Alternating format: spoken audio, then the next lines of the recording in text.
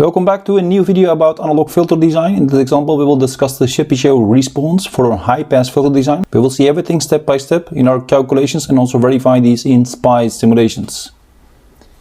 Okay, we have the following objective. We like to design a Chebyshev response must be an active high-pass filter. We need to use the Sallen-Key filter configuration, and finally we also calculate the actual stop and attenuation we have for our final design. The specifications for our filter are shown here. So we have a maximum passband ripple of 0.25 dB. The minimum stop band attenuation is 45 dB. The cutoff frequency is here 1000 Hz or 1 kHz, and the stop band frequency is 400 Hz. The meaning of this frequency is the following. At this frequency, 400 Hz, we need to have an attenuation of 45 dB minimum. That is actually meant by this specification. Okay, let's now go to the calculation. Step 1 is our filter order. For our high-pass filters, we need to calculate the epsilon p, which is related to that A max, that is then 0.25. If you substitute that here, you get here 0.2434 approximately. Now for the epsilon s, you need to relate that to A minimum, and that is then 45 dB. In a similar form, you calculate that, you get here 177.83. Now taking all this together, we need to substitute now in that high-pass filter order formula in this Chebyshev response, and you get here the cutoff frequency, the stop band frequency, and the epsilon s and epsilon p we just determined. Now we just substitute here the values. You get here n is 4.6508 approximately. In order to realize our circuit, we need to go to the integer value, so we need to take n as 5. Okay, now our circuit realization must be then Sallen-Key filter circuit, which makes this fifth order. Now it can be done using two-stage design. Stage 1 will be then a 3-pole Sallen-Key high-pass filter, and stage 2 will be then 2-pole Sallen-Key high-pass filter. So 2 stages in cascading.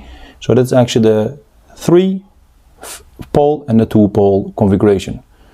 So stage 1 and stage 2, those are the stages we need to use. And we have also here in this total 6 components here, and here 4 components, so we need to calculate in total 10 component values. Now step 2, component values. How do we do that? We need to select the capacitors. In this case, for high-pass filter design, we need to select the capacitors. So we selected the capacitors, all of them equal to each other, so we just also define that as C. So C1 is equal to C2, is equal to C3, is equal to C4, and is equal to C5. In this case, I pick here 10 nanofarads, and I define this also as capital letter C. The next step is a scaling factor, which is then here called the R, which is the capital letter R, which will be used in order to calculate the resistors in this circuit. That is then given by this formula, 1 over the C, which is calculated or selected, over the omega C also. What is our omega C? Omega C is, of course, this 2 pi times this FC, which is then 2 pi times 1000. And this is now the calculation, and you get here 15,915 as our scaling factor for the resistors. Now, in order to calculate now the R1, R2 up to R5, we need to use our Chebyshev response 0.25 dB ripple. These are the orders. You see here the number of sections you need, etc. Now in this case we need to use a high-pass filter, or that means we need to look at the ratio R over R1, R over R2, and R over R3, and that means we need to go in this section. You see here 3-pole section, another one is 2-pole section, so we need to go for these parameters for a 3-pole design and these 2 parameters for our 2-pole design. Now let's bring this here and do that in more detail. Now you see here the 5.5430, that is a ratio of R over R1. That means R1 is then R over this value, which is then 5.530. So let me write it down here. You see here the R is equal to that R1 I mean is equal to that R over that 5.5430 from the table. Similar form, R2, you do here R over R2, that will be then 2.8980.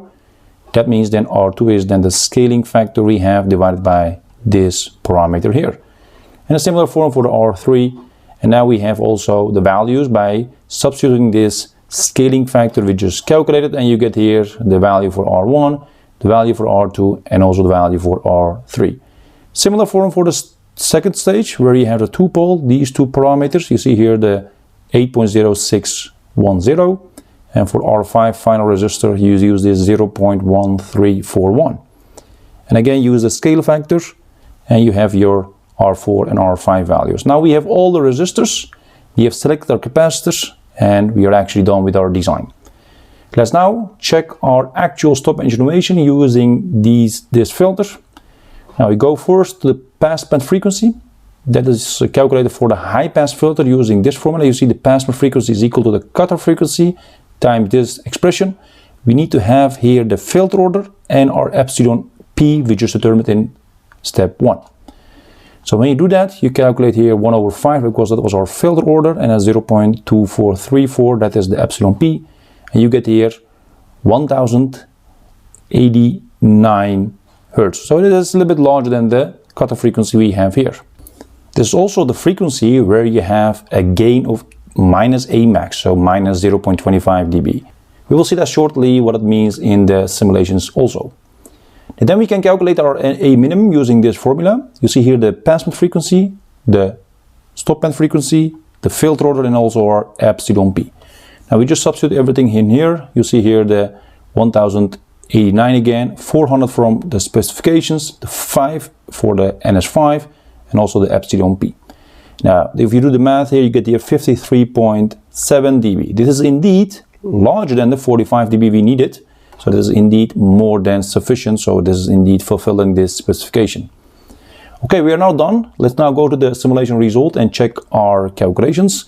This is the Bode plot. You see here the frequency in log scale. This is the gain in dBs, and this is our circuit in the Tina TI SPICE simulator. You see all the components, the capacitors, and the 5 resistors also. We see some labels. These are the two calculations we just made, so I just bring it up here for completeness. You see here the high frequency gain is 0 dB, because we have unity gain feedback here, another one here, so that means at high frequencies you will get 1 or 0 dB gain. We see here the cutoff frequency at 1 kHz. You see here minus 3 dB gain. That is indeed the cutoff frequency. That is also checked.